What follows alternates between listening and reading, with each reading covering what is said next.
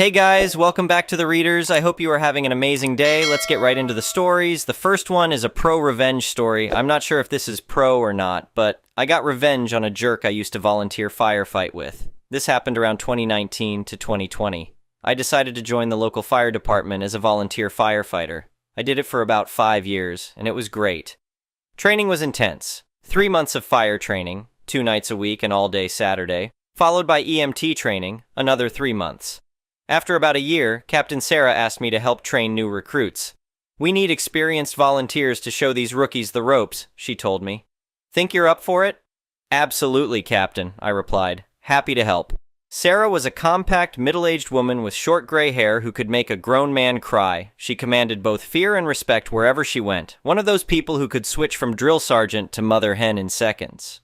When she wasn't being tough, she was incredibly kind and generous. She'd regularly bring homemade cookies and cakes to different stations across our department.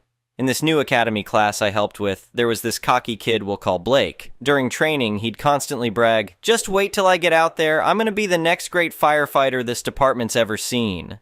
Blake talked big during training and acted like he was going to be some kind of action movie hero. He did okay in training, but wasn't nearly as good as he thought he was. He got assigned to Sarah's station, which was one of the quieter ones in the department. A few months after he started, Sarah visited my station one night. She brought us this massive chocolate cake from Sweet Cakes Bakery. It was their famous 7-layer masterpiece. "Thought you guys might want the leftovers," she said. "Took my crew out to dinner at Giovanni's last night." She explained how she'd treated her whole crew to dinner, which must have cost a fortune. She took about 8 people and bought this huge cake, too. They'd eaten a couple layers, so she brought us the rest. We were super grateful. These days, everyone's on Instagram and Facebook, but back then, Twitter was huge. I looked up some department folks and found Blake's profile. There were photos of him and the crew at Giovanni's with Sarah. Reading his tweets, though, made my blood boil. "LOL just ordered the most expensive stuff on the menu caused the Lil T's paying. Surf and turf plus top shelf drinks. She's so dumb she didn't even notice. Hash, free food, hash winning." This alone made me furious because Sarah was being incredibly generous. What a ungrateful punk. His profile was even worse. He had posts showing him posing in his gear, captioned with stuff like "running into danger while others run away, hash hero, hash firefighter, hash courage," and "just another day saving lives." He'd reply to girls' posts with lines like, "Yeah, it's a tough job, but somebody's gotta do it. Maybe I can tell you about it over dinner." "You haven't even been to a real fire yet," I muttered at my screen. This guy had barely graduated from the academy, hadn't started EMT school, and hadn't seen any actual action. All he did was carry equipment for the real firefighters. So, here's what I did. I took screenshots of everything. His tweets about Sarah, all the fake hero stuff, everything. I printed multiple copies and distributed them to every station. We had these old-school pager systems with basic texting capability. I sent an anonymous department-wide message. "Check your mailboxes. See how our newest hero treats his lieutenant and what he really thinks about all of us."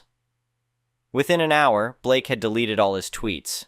By the next day, his account was gone. Good thing I'd saved those copies. He stopped showing up for shifts after that. About 3 weeks later, word got around that he'd quit. Eventually, I talked to Sarah and admitted what I'd done. "I couldn't stand how he treated you," I told her. "Thanks for having my back," she said quietly. I could tell it hurt her, but she bounced back quick. That's just who she was. Sarah ended up marrying one of the battalion chiefs who helped at the academy, Tom. Lost touch with her over the years, but last I heard, she was doing great. Still keeping rookies in line and baking treats for her crews. The next one is an entitled People's Story. I inherited my grandfather's farm when he passed away last year. It's a beautiful 40-acre property that's been in our family for 3 generations, sitting just outside of town. The farm has everything: a rustic farmhouse, a big red barn, fields of corn, and even a small apple orchard that my grandfather planted himself. Everything was peaceful until about 6 months ago when I got this official-looking letter in the mail. It was from something called the Whispering Meadows Homeowner Association, claiming I owed them $15,000 in unpaid homeowner association fees, late penalties, and fines for violations dating back 3 years. They threatened to put a lien on my property if I didn't pay up immediately. I was completely confused because this farm had never been part of any homeowner association. When I called the number on the letter, I got connected to this woman named Barbara, who spoke to me like I was some kind of idiot. "Your property is within our jurisdiction," she said in this condescending tone. "The previous owner never paid any dues. We've been very patient, but now we need to collect."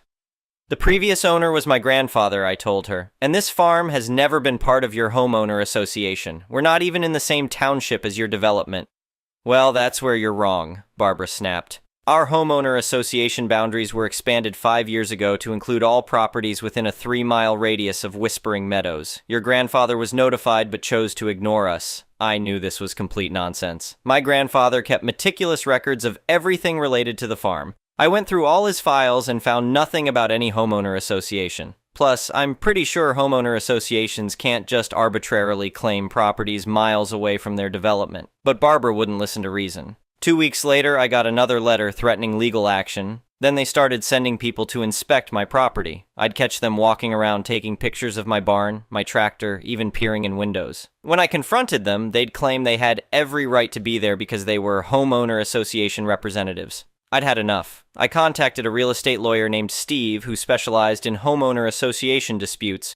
When I showed him all the documentation, he actually laughed. "This is one of the most ridiculous cases I've seen," he said. "They have absolutely no legal authority over your property. An homeowner association can't just declare they own random properties outside their development. That's not how any of this works." Steve helped me draft a cease and desist letter, but the homeowner association ignored it. Instead, they escalated things by filing a lien against my property and starting foreclosure proceedings. They actually thought they could seize a family farm over fake homeowner association fees. That's when Steve suggested we go on the offensive. We filed a lawsuit against the homeowner association for harassment, making false claims, and attempting to fraudulently seize property. We also reported them to the State Attorney General's office for investigation. During discovery, we found out what was really going on. The homeowner association was struggling financially because their development was half empty. They'd been trying to claim surrounding properties to collect more fees. They had actually targeted several other landowners in the area with similar fake claims. The court hearing was almost comical. Barbara showed up with this stack of documents that supposedly proved they had authority over my farm. But when the judge asked her to show exactly where and when this authority was granted, she couldn't produce anything legitimate.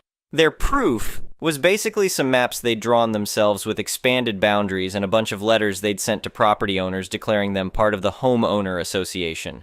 The judge was not amused. He dismissed their lien and foreclosure attempts immediately. Then he granted our countersuit, ordering the homeowner association to pay my legal fees and damages for harassment. He also referred the case to the district attorney for possible criminal fraud charges. But the best part came during the state investigation. Turns out Barbara and several other homeowner association board members had been embezzling money from their actual homeowner association members for years. They were trying to claim outside properties to cover up their financial mismanagement. The whole board ended up being removed and charged with fraud. These days, things are peaceful again at the farm. The new homeowner association board at Whispering Meadows sent me a formal apology and admitted they have no claim whatsoever to my property. I still get a laugh thinking about how they thought they could just declare ownership of a century-old family farm because they drew some new lines on a map. I've put up security cameras and no trespassing signs just in case any other homeowner association gets similar ideas. But mostly, I'm just grateful my grandfather kept such good records. He always said good documentation saves you from bad situations. Guess he was right about that, like he was about most things. The whole experience taught me that some people will try anything if they think they can get away with it. But it also showed me that the law still works if you stand up for yourself and get the right help. My grandfather would be proud that I protected his farm from these scammers. Now, if you'll excuse me, I've got some apples to pick. Those trees my grandfather planted are having their best season yet. The next one is a petty revenge story. I work in R&D in my company. I usually don't get involved too much in deals like suppliers and manufacturers. That's a different department. But my team and I have been working on a project that made it more necessary for me to get involved in the finer details of a big manufacturing deal. We are wrapping up the project, and I found out that someone high up in the manufacturing department has been meeting with the other company without me and was going to basically take credit for all my team's work. It isn't a huge deal for me, but it could affect bonuses for some of my employees. So today I talked to the COO who told me that they recognized that my team did the work and deserve credit, but that it was going to be easier at this point to just let the other person handle the deal. I was okay with this because we got the credit, but it was a load off my plate and I have other things to do. But then this prick has the nerve to ask where he can take the clients for lunch. He didn't say who, but I knew they were coming to town, so it wasn't hard to figure out. So I told him about a new restaurant that is opening. It should be a nice place for them after a long flight. The restaurant? Twin Peaks. If you don't know, it's kind of like a Hooters ripoff. After lunch, they came by the office and I made sure to say hi. They were clearly not impressed, and their CTO even made a comment that he wished I was handling things because he didn't like the other guy's style. They were clearly uncomfortable with his choice in restaurant, and he had some glares for me as well. The next one is a malicious compliance story. I, 22M, am the primary caretaker of one of my family members. Among other chronic illnesses, she is a diagnosed narcissist with early dementia.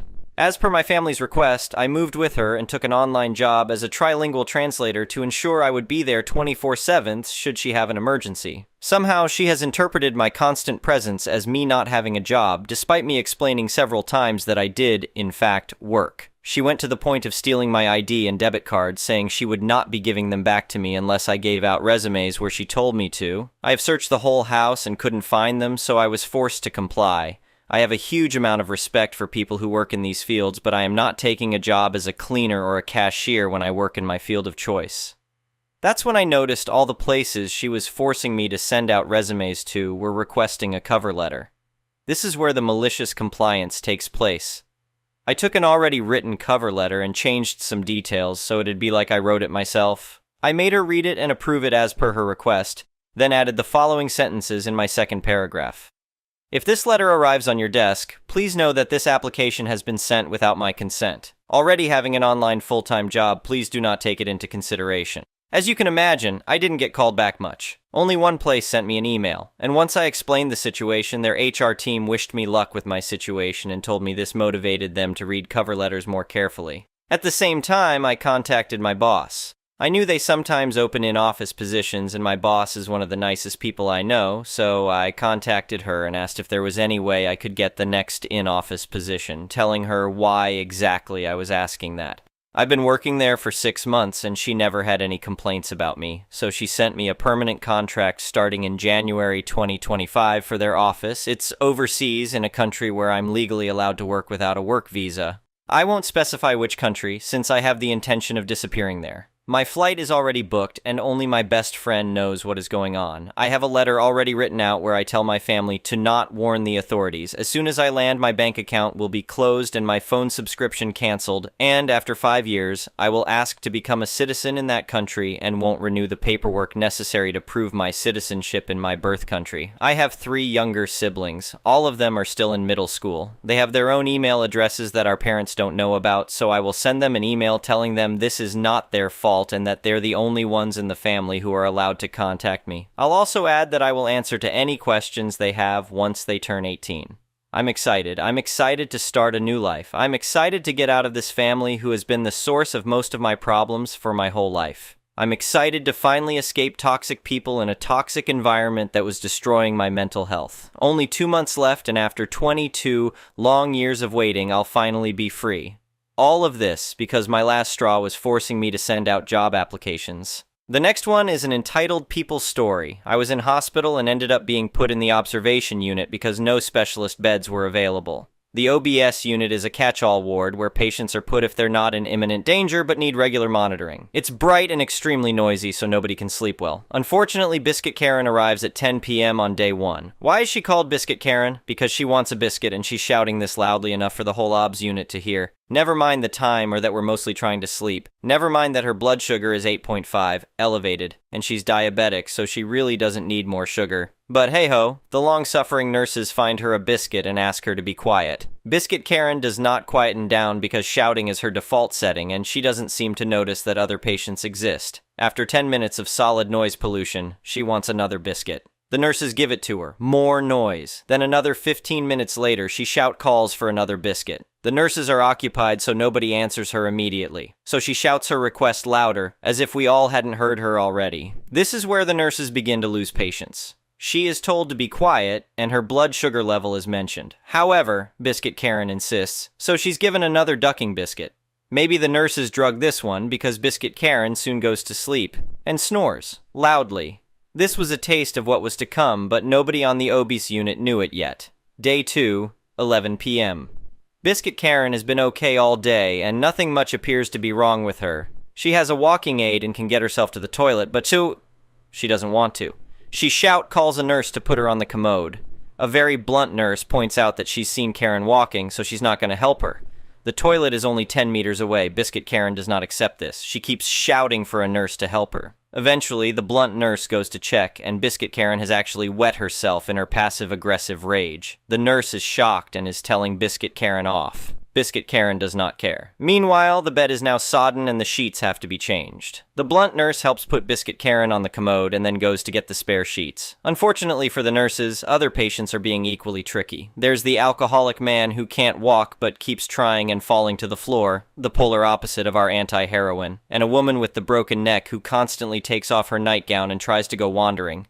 All the nurses are kept busy rounding up the strays and inevitably forget about the abandoned Biscuit Karen left sitting on the commode. Biscuit Karen ensures that she's not neglected for long. "Can somebody help me?" ricochets repeatedly around the OBS unit, to the dismay of all the people trying to sleep. Eventually it becomes, "Somebody help me, my back hurts."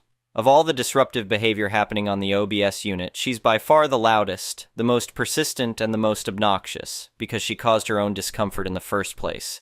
I'm peeved, and so is everyone else. Blunt nurse gets back to her and an argument starts. She's cross as she's needlessly making the bed. Biscuit Karen is angry that she's been left in an uncomfortable sitting position. In fact, she's getting more aggressive by the second, and eventually she slaps the nurse. Blunt nurse doesn't put up with this nonsense. She abandons making the bed, leaves Biscuit Karen on timeout, still on the commode, and ignores all shouted demands to come back. She tells the other irate patients that she's not risking further aggression, and we all agree with her in solidarity. Blunt nurse was true to her word, so eventually deeply compassionate nurse tried her luck making the bed. Unfortunately for DC nurse, Biscuit Karen is a raging racist, true to stereotype, and she not only calls her the N-word, but also tells her to go back to where she came from. DC nurse nopes out that point, whilst blunt nurse calls security. Biscuit Karen has begun yelling every few seconds, "I want my phone, where is my phone?" still from the commode, presumably so she can enact her threats. "I'm going to report you, I'm going to get you fired." The nurses aren't stupid though, so nobody gives Biscuit Karen her phone. It doesn't occur to Biscuit Karen to get off the commode and find her own phone. Meanwhile, the other patients have hit their bullcrap saturation point and have started yelling at Biscuit Karen to shut up. It's past 12 a.m. and nobody can go to sleep yet.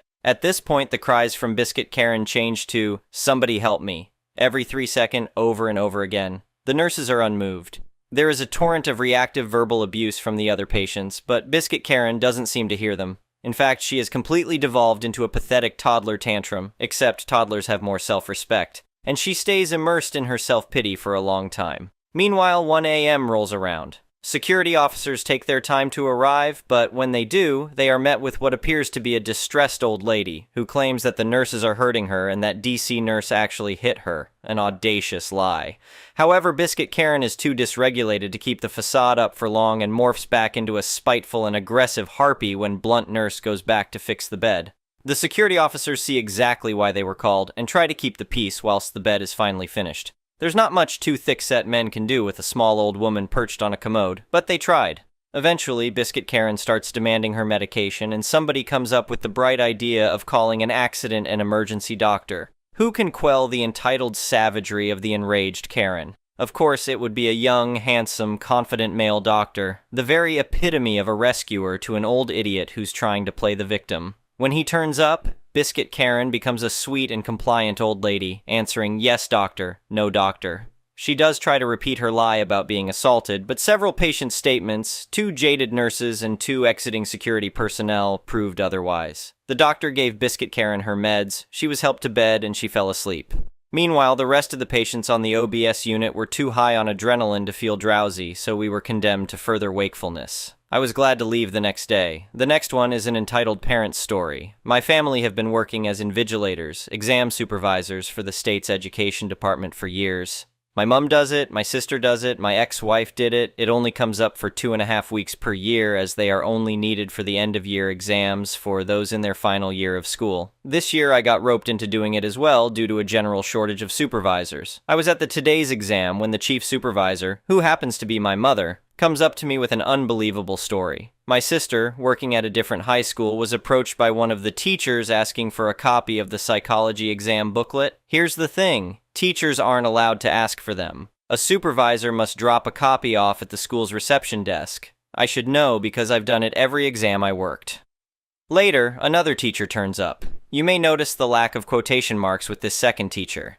That's because it is the school's only psychology teacher who knew better than to ask for a copy of the book. This legitimate teacher showed up only at the end of the exam to see how her students went, I think. Those details were omitted due to the nature of the following information.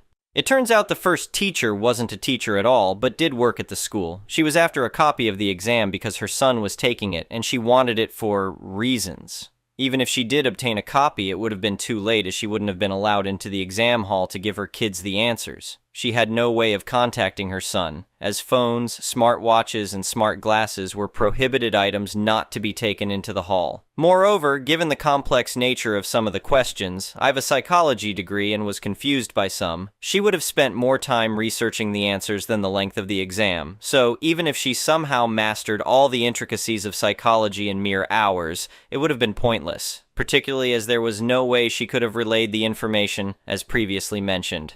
Now, this woman's job is very much in jeopardy, and her son will likely receive an automatic fail, regardless of how well he performed. This blemish on his record will also likely follow him when he applies for any university. There are only 4 in our city, denying him the chance to do whatever it was he wanted. His mother's belief the rules didn't apply to her has effectively doomed her son, though she will likely never see it this way. Sorry I couldn't go into more detail. That's as much information as I received. Also, have to leave for work. Farewell. Thank you for watching. I would really appreciate it if you could like the video and subscribe to our channel if you haven't already. We'll see you again tomorrow.